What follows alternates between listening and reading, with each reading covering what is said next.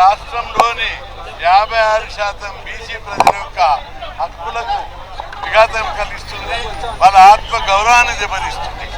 నోటికాడి అన్నం ముద్దను ఆపారు. నిన్నటి నుంచి చాలామంది అడ్వకేట్లు మంచిగా చాలా చక్కగా మాట్లాడారు. దాదాపు చాలా పిటిషన్లు ఉన్నాయి. అన్ని పిటిషన్లను పరిగణనను తీసుకొని విచారణ జరిపి ఇంకా 2 రోజులు టైం తీసుకునేది. ఎందుకు మీకు ఆదరబాదరగా చేయవలసి వచ్చిందని చెప్పి రాష్ట్ర వ్యాప్తంగా దీని మీద భారీ మూల్యం చెల్లించుకోవాల్సి వస్తుందని హెచ్చరిస్తున్నాం.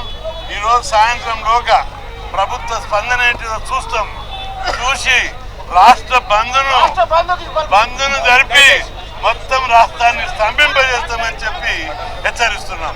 మండల్ కమిషన్ అప్పుడు ఎట్లయితే ఉద్యమమైందో, ప్రజా జీవితం ఏ విధంగా అయితే స్పందించిందో అంతకంటే రెట్టింపుగా ఈరోజు బీసీల చైతన్యం వచ్చింది.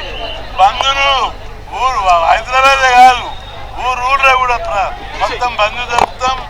చాలా దీనికి ప్రభుత్వం బాధ్యత వహించవలసి వస్తుంది.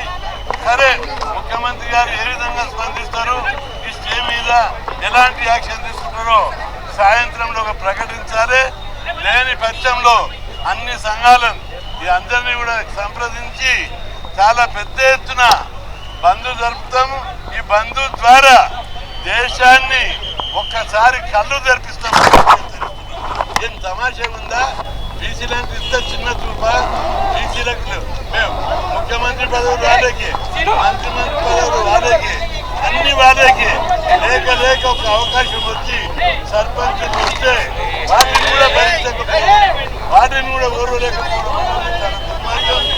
కాబట్టి తప్పనిసరిగా ఈ సమాజం బీసీల సత్తా ఏంటిదో ఈసారి చూపెడతాం.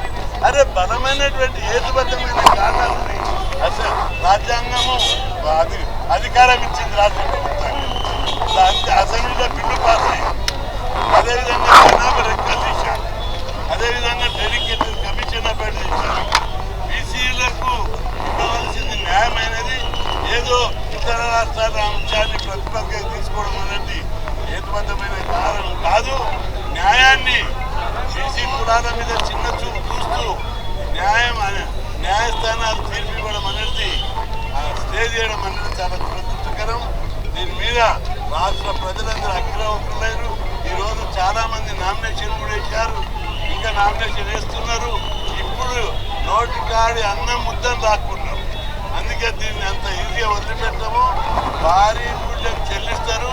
ఈరోజు సాయంత్రంలో ప్రభుత్వం ప్రకటించకపోతే రేపటి నుంచి ధర్నాలు, రస్తారోకోలు, రాష్ట్ర బంధు రేటు రేపు అనౌన్స్ చేస్తాం. సాయంత్రంలో ఖచ్చితంగా ప్రభుత్వం భారీ మూల్యం చెల్లించవలసి వస్తుందని చెప్పి హెచ్చరిస్తున్నా.